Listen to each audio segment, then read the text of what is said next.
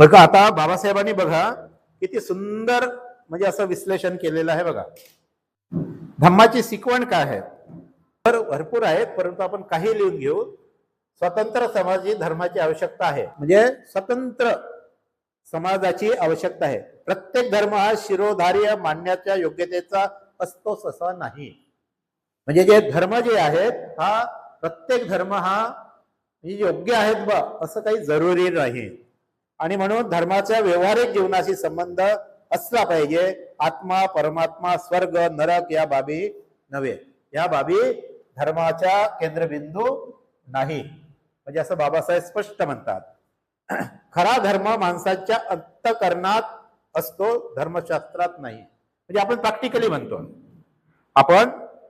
म्हणतो, ना, जो धम्म आहे हा धम्म प्रॅक्टिकली कृतीमध्ये असायला पाहिजे. म्हणून बाबासाहेब तेच म्हणतात, म्हणजे खरा धर्म माणसाच्या म्हणजे पुस्तकात नाही तर माणसाच्या कृतीमध्ये असतो, हा तो खरा धर्म. म्हणजे त्याच्यामध्ये वाच्यता, वाणी, त्याचा पेहराव, त्याचा माणसाप्रती प्रेम भावना, आदर सत्कार, एकमेकाचा चांगलं बोलणं. कोणी जर रागातही बोललं असेल तरी तो धम्ममय माणूस आहे, तो त्याचं उत्तर तेवढ्याच याने देणार नाही, तर त्याला समजून घेईल आणि समजेल.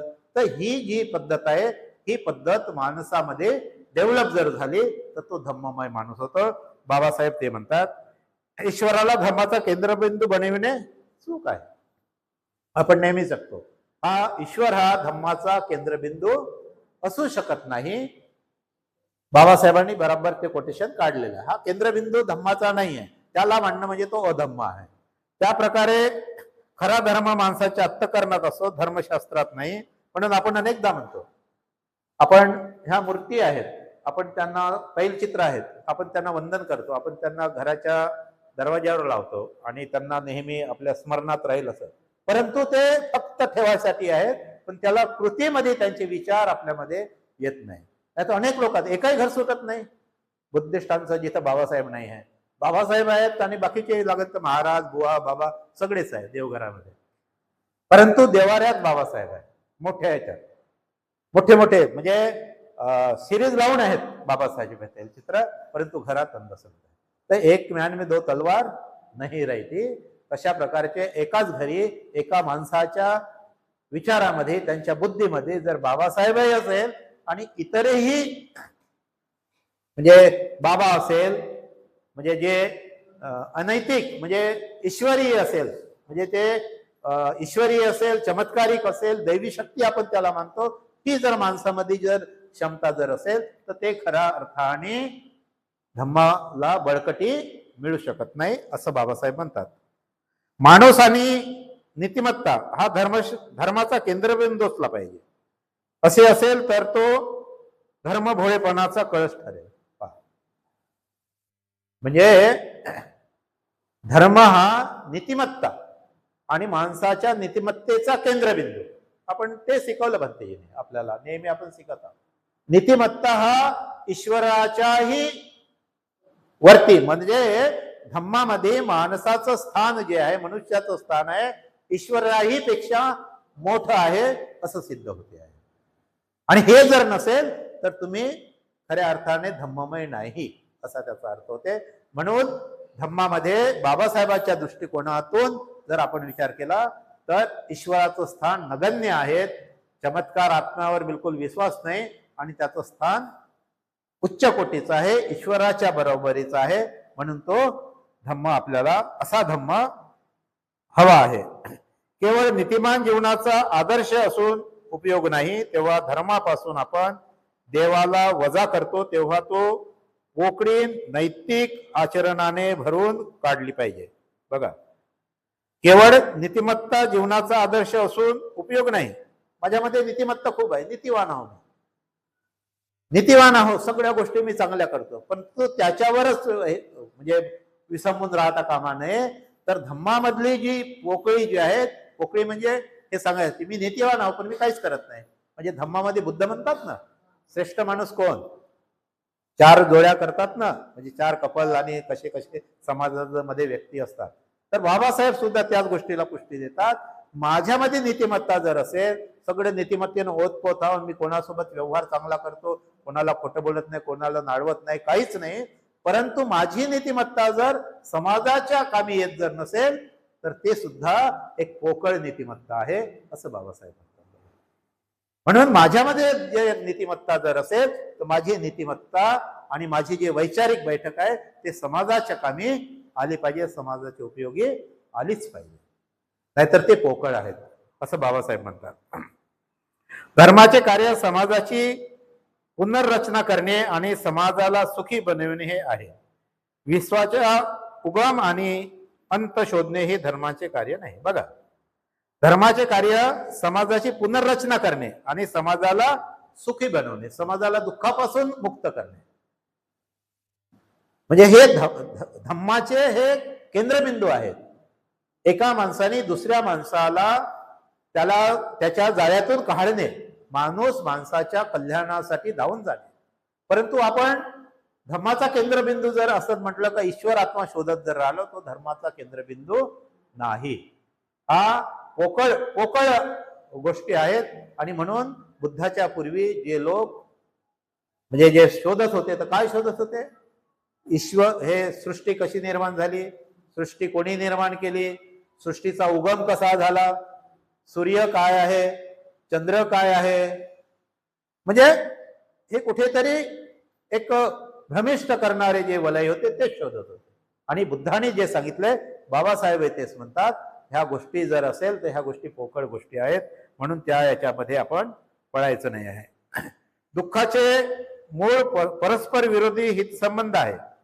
अष्टांगिक मार्ग हा या दुःखाचा इलाज आहे. पहा, शेवट बाबासाहेब म्हणतात, म्हणजे बुद्धाचं तत्वज्ञान प्रज्ञा, शील, करुणा, पंचशील, आर्य अष्टांगिक मार्ग, 10 पारमिता हा बुद्धाच्या तत्वज्ञानाचा केंद्रबिंदू आहे.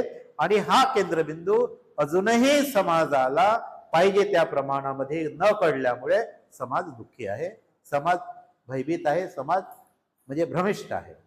आणि हा समाज भ्रमिष्ट असण्यासाठी अनेक लोक काम करत आहेत, अनेक लोक काम करत आहेत, अनेक उपासक काम करत आहेत, अनेक भिक्खू काम करत आहे, विरोधक काम करत आहे, विरोधकही काम करत आहे, विरोधक काम करत आहे. आणि सगळे लोक ह्या समाजाला म्हणजे केंद्रबिंदू मानून, समाजाला केंद्रबिंदू मानून इथून ह्या दोन्ही ज्या प्लॅटफॉर्म आहे त्याचं खच्चीकरण करत आहे. आणि म्हणून आपण समाजाला नीतिमान बनवण्यासाठी आपण धर्माचा सहारा घेऊन, राजकीय सत्तेचा सहारा घेऊन आपण समाजाला नीतिमान बनवू शकतो. म्हणजे ह्या ज्या बाबी आहेत ह्या एका शिडीच्या बाबी आहेत. आणि इथून जर आपण सुरुवात केली समाजापासून, तर धम्म, आणि धम्मापासून समाज, समाजापासून राजकीय सत्ता, राजकीय सत्तेच्या उपभोगावर समाजाला चांगुलपणा देणं, त्या एकमेकाच्या बाबी आहेत. ते बाबासाहेब स्पष्टपणे मांडतात. खाजगी मालमत्ता एका वर्गास सत्ता देते, पण दुसऱ्या वर्गाच्या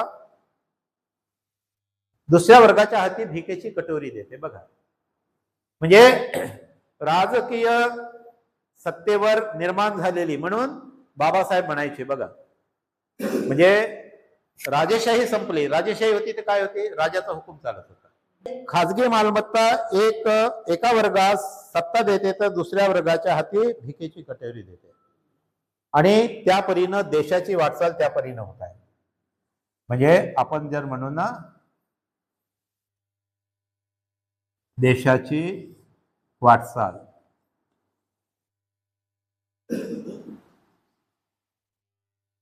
काय करतायत, देशाची वाटचाल कोणत्या दिशेने चाललेली आहे? जेवढी राजकीय, जेवढी सरकारी प्रॉपर्टी होती, जेवढी राजेशाही पहिले होती, राजेशाही लोकशाही नंतर म्हणजे खतम झाली, आणि देशाची प्रॉपर्टी जे बाबासाहेबांनी हे बनवली, तर ही जी देशाची वाटचाल जी आहे, हे देशाची वाटचाल आज सरंजाईशाहीकडे वळत आहे. देशाची वाटचाल आजच्या परिस्थितीमध्ये शरमजाईशाहीकडे वळत आहे. म्हणजे राजेशाही म्हणू आपण.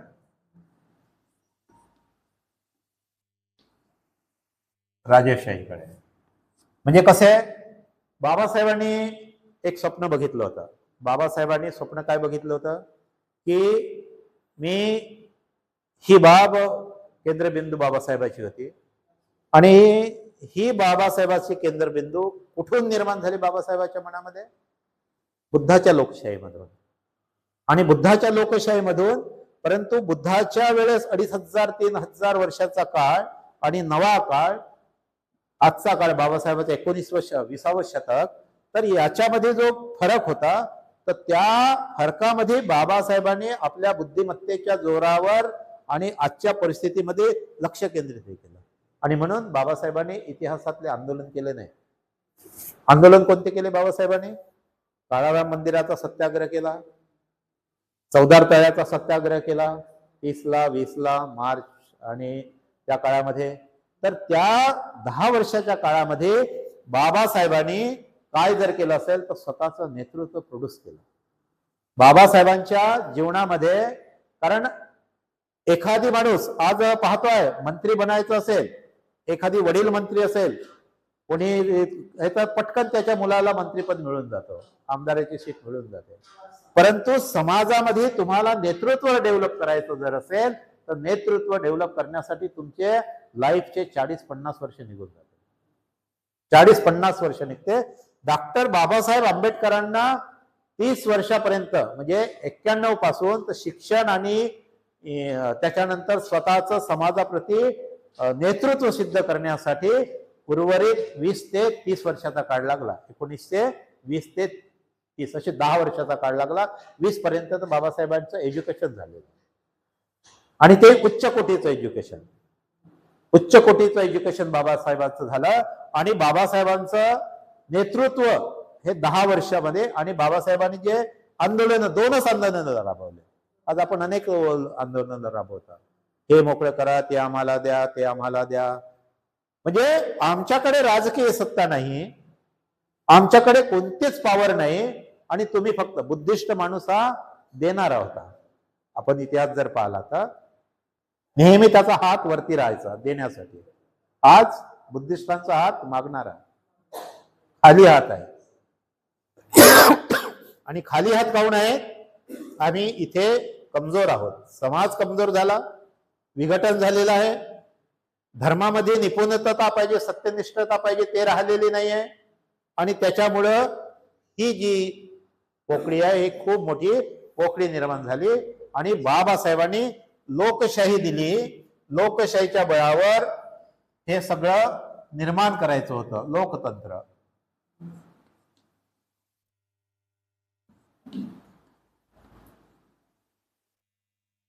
लोकतंत्राच्या बळावर बाबासाहेबाला राजकीय सत्ता हस्तगत करायची होती. जरुरी नाही सरकार आलं पाहिजे म्हणून, परंतु लोकशाहीमध्ये इतका मोठा पॉवर निर्माण करायचा होता की त्या पॉवरच्या भरोश्यावर यांनी आपले निर्णय, राजकीय सत्ता ज्यांच्या हातात असेल त्यांनी सुद्धा आपले निर्णय, आपली दखल घेतली पाहिजे.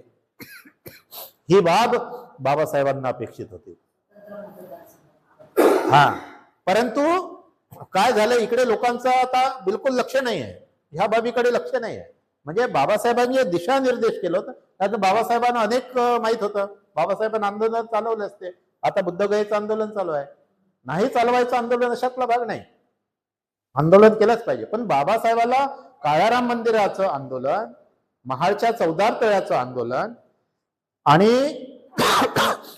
ज्योतिबा फुलेंच्या संघर्षापासून ज्योतिबा फुलेंनी अनेक डिमांड्स इंग्रज सरकारकडे, अधिकाऱ्याकडे केले होते आणि त्या अधिकारातून इंग्रजांनी सत्य आहे आणि म्हणून ते देणं सुरुवात केली होती. तर भारतातील जे समाज व्यवस्था ज्या वेळेस होती, मनुवादी व्यवस्था आणि उच्च नेते, त्याचे समर्थक वर्ग ते हाडले होते, तेव्हा पुढारी सुद्धा त्या मताचे होते की यांना विशेष अधिकार देण्याची गरज नाही. खूप मोठे डिबेट आहे ते, बाबासाहेबांचा खूप मोठा संघर्ष आहे या गोलमेल परिषदेचा वगैरे. आणि तिथून बाबासाहेबांचं नेतृत्व तयार झालं आणि तिथून बाबासाहेबांनी ह्या सगळ्या समाजाला एक दिशादर्शक असा मार्ग दिलेला आहे. स्वतःच्या भरोश्यावर तर दिलाच दिला, स्वतःच्या कर्तृत्वाने, स्वतःच्या हयातीत दिल्या, परंतु बाबासाहेबांनी दिशानिर्देश करून ठेवले. तर बाबासाहेबांनी अनेक आंदोलन चालवले असते, तिरुपती बालाजीचं आंदोलन चालवलं असतं, इकडल्या साऊथचे मोठे मोठे मंदिराचं, हे बुद्धिस्ट आहे म्हणून बाबासाहेब सिद्ध करू शकत होते, पण काय करतात, मागणारेच होते ना, मागावं लागलं असतं.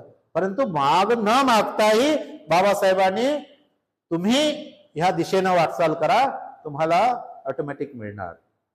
म्हणून तुम्ही संघटित व्हा. आणि ही लोकशाही बाबासाहेबांनी कुठून घेतली? बुद्ध तत्वज्ञानातून. आपल्याला पाहायला मिळते बुद्ध तत्वज्ञानातून. म्हणजे ज्यावेळेस तथागत शक्य संघाच्या मध्ये संघर्ष होऊन जेव्हा घराबाहेर पडते, तेव्हा की घराबाहेर पडल्यानंतर तेव्हा त्यांना म्हणतात जनसमुदाय त्यांच्या पाठीमागे होते. अनुमा नदीच्या काठावर जेव्हा जाते, तथागत म्हणजे सिद्धार्थ मागे वळून जेव्हा पाहते, तो पूर्ण जनसमुदाय त्याच्यामध्ये होते.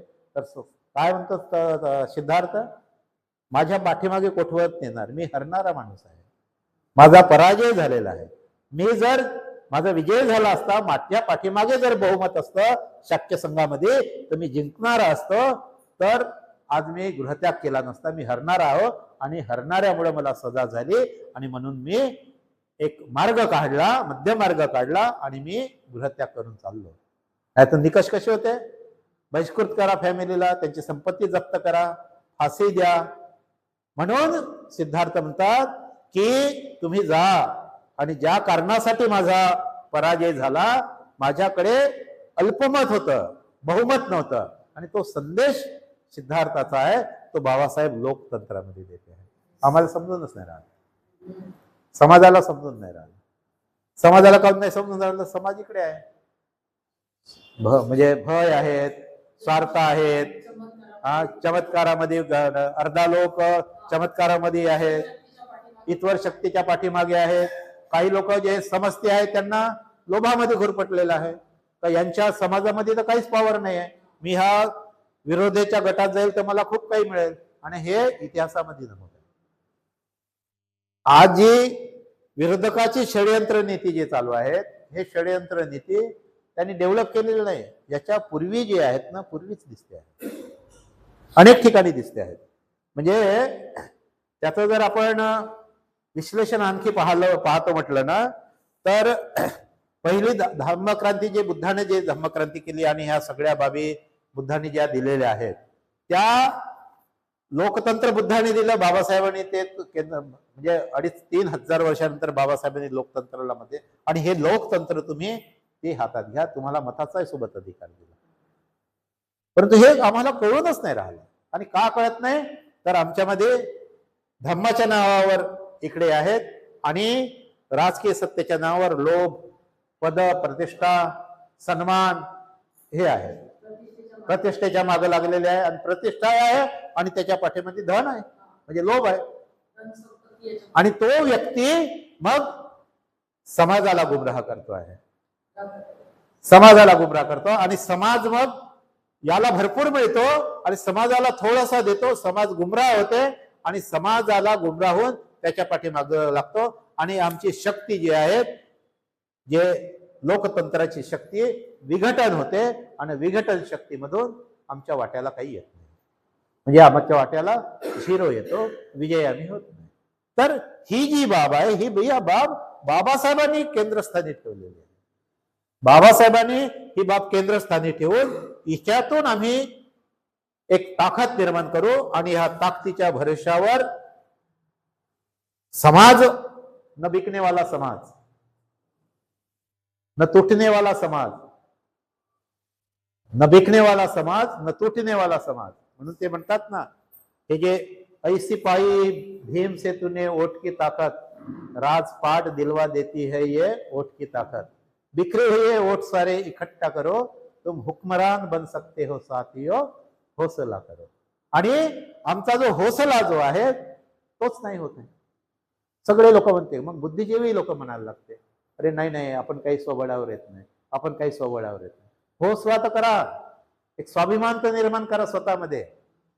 जे बुद्धाने स्वाभिमान निर्माण केलेला होता, जे बाबासाहेबांनी स्वाभिमान निर्माण केलेला होता, तर ह्या ज्या सगळ्या बाबी आहेत, ह्या बाबी एकामागून एक खच्ची होत आहे. नाही आमचा धम्मा करेक्ट आहे, नाही आमची समाज करेक्ट आहे, एकसंघ आहे करेक्ट नाही आहे, सगळा विखुरलेला आहे याच्यामध्ये. आणि त्याच्यामुळे ही बाब नाही आणि निरोग तंत्रामध्ये आपल्याला यश निर्माण होत नाही. तर ह्या सगळ्या बाबी ज्या आहेत आणि ही विरोधक जे आहेत, हे विरोधक जे आहेत, ज्या ज्या बाबी घडल्यात त्याच्यावर सेम आता आम्ही जेव्हा चिंतन करतो किंवा मनन करतो, वाचतो, तेव्हा लक्षात येते हे विरोधक ज्या बाबी पूर्व इतिहासामध्ये बुद्धाची राजव्यवस्था निर्माण झाल्यानंतर जे घडल्यात तर तेच काम आजही करत आहे. कोणतं काम करत आहे? साम दाम दंडभेद सगळी नीती वापरत आहे. वेळ पडली तर माणूस कोणत्याही आणि जर कन्व्हिन्स झाला नाही तर त्याला कसं हद्दपार करू राहायचं आणि त्याला कसं उडवायचं ते सुद्धा नीती या लोकांनी वापरलेली आहे. आणि म्हणून बुद्धाच्या वेळेस बुद्धांनी जो जय मिळवलेला आहे त्याच्यामध्ये ब्राह्मणांनी प्रतिक्रांती केली आणि त्या प्रतिक्रांतीमध्ये म्हणजे धनानंद म्हणजे तेव्हाचा नागवंशीय सम्राट होता. धनानंद म्हणजे नागवंशीय सम्राट, नागवंशीय स्वतः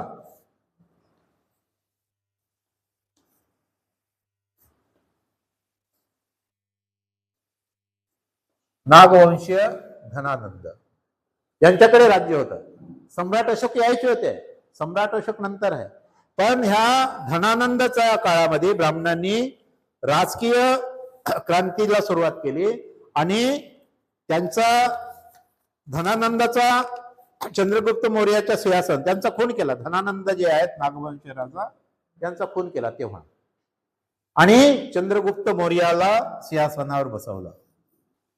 म्हणजे चंद्रगुप्ताला सिंहासनावर बसवलं आणि त्याच्या आपल्या हातचं बाहुलं बनवलं आणि यांना जशी सत्ता चालवायची होती तशी सत्ता चालवायला लावली.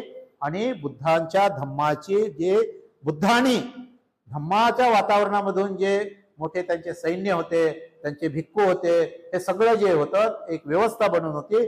त्या व्यवस्थेमध्ये शह दिला आणि त्यांच्या प्रामाणिक सैनिकांची कत्तल केली आणि त्या कत्तलीतून तो भिक्खू वर्ग आणि बाकीचा बाहेर देशात पळून गेला काही लोक आणि काही लोकांची कत्तल केली. तर याच्यातून फितूर कोण झालं? फितूर हे झाले. आणि फितूर झालेलं कोणाचा हे केला? धनानंदाचा. नागवंश राजा जो होता त्यांचा खून करून यांना गादीवर बसवलं आणि यांना गादीवर बसवल्यानंतर त्यांच्याकडून राज्यकारभार गेला आणि आम्ही म्हणतो तसं चालवा. म्हणजे आता ही जी नीती आहे ही नीती कशी आहे? ही नीती आजही चालू आहे. ही नीती जी आहे ही नीती आजही चालू आहे, परंतु ही नीती ओळखण्याची गरज आम्हाला पाहिजे आहे. आणि म्हणून जर आम्ही त्या बाबासाहेबांवर आणि ह्या फुलेंवर किंवा त्या महापुरुषांच्या चळवळीवर जर आम्हाला लक्ष केंद्रित करत असतो, त्यांच्याबद्दल सहानुभूती असेल, त्यांच्यामध्ये आपल्यामध्ये थोडी तरी एक बाबासाहेबांप्रती एक श्रद्धा असेल, तर आजचा वर्ग त्या प्रकारे कितीही लोभ जरी मिळाले तरी पण ते म्हणजे धिडकारल्याशिवाय राहणार नाही. पण तसं होत नाही. हे सगळे इलेक्शन्स पाहतो आहे ना, हे सगळे आता तर म्हणजे पेट्या दिसल्या का सगळं काय वाटते मी माझे एकट्यानं. म्हणजे कसं होते, एक राजा असतो आणि तो राजा काय करतो? वटहुकूम काढतो. माझ्या सगळ्या जनतेला, प्रजेला तपासायचं असते त्याला, आणि त्या तपासण्यासाठी तो वटहुकूम काढतो की आपण ऐकली असेल ती स्टोरी. आणि सांगतोय की हे जे हौद जो आहेत, उद्या सकाळी सूर्यनिगाच्या पहिले हा जो हौद जो आहे हा म्हणजे दुधाने भरलेला पाहिजे. प्रत्येकाने एक एक लोटा दूध आणायचं प्रत्येक जनतेने आणि हा हौद दुधाने भरायचा. त्यांना पाहायचं होतं किती लोक प्रामाणिक आहे म्हणून. तर प्रत्येकाला वाटलं का दिवस निघायच्या पहिले तर दूध टाकून यायचं आहे, देव दिसणार. प्रत्येकानं वाटलं का राजाचा हुकूम तर मानाचा आहे, परंतु दुधामध्ये तर पाणी सपाट, त्यांनी एक लोटा पाणी टाकलं तर काय फरक पडेल. म्हणून हे प्रत्येकाने, तुम्ही तशी कल्पना केली, त्यांनी केली, सगळ्यांनी एकच कल्पना केली की बाकी लोक तर दूध आणेल, मी एक लोटा पाणी टाकलं तर काय फरक पडेल, निघून जाईल. म्हणून दुसऱ्या दिवशी मग जेव्हा दिवस निघते आणि उजाडते टाकं भरलेलं असते, राजा येते त्यांना बोलावते, ते टाकं दुधानं नाही पाण्यानं भरलेलं असते. म्हणजेच काय, लोकांमध्ये ही भावना निर्माण आहे की मी एकट्यानं नाही केलं तर काय होते, परंतु तसं नाही. धम्म जो आहे, धम्म प्रत्येकासाठी आहे. आणि आज राजकीय सत्तेमध्ये, लोकतंत्रामध्ये, राजकीय याच्यामध्ये हेच होत आहे. समाज आहे ना काम करणारा, मला संधी मिळाली तर मी कशाला हे सोडू, मला तर मिळत आहे संधी ना, मला सगळे मिळत आहे. तर अशा लोभापायी आज यांनी पूर्ण देश, पूर्ण महाराष्ट्र, देशाचा राहू द्या, पूर्ण महाराष्ट्र कब्जा केलेला आहे.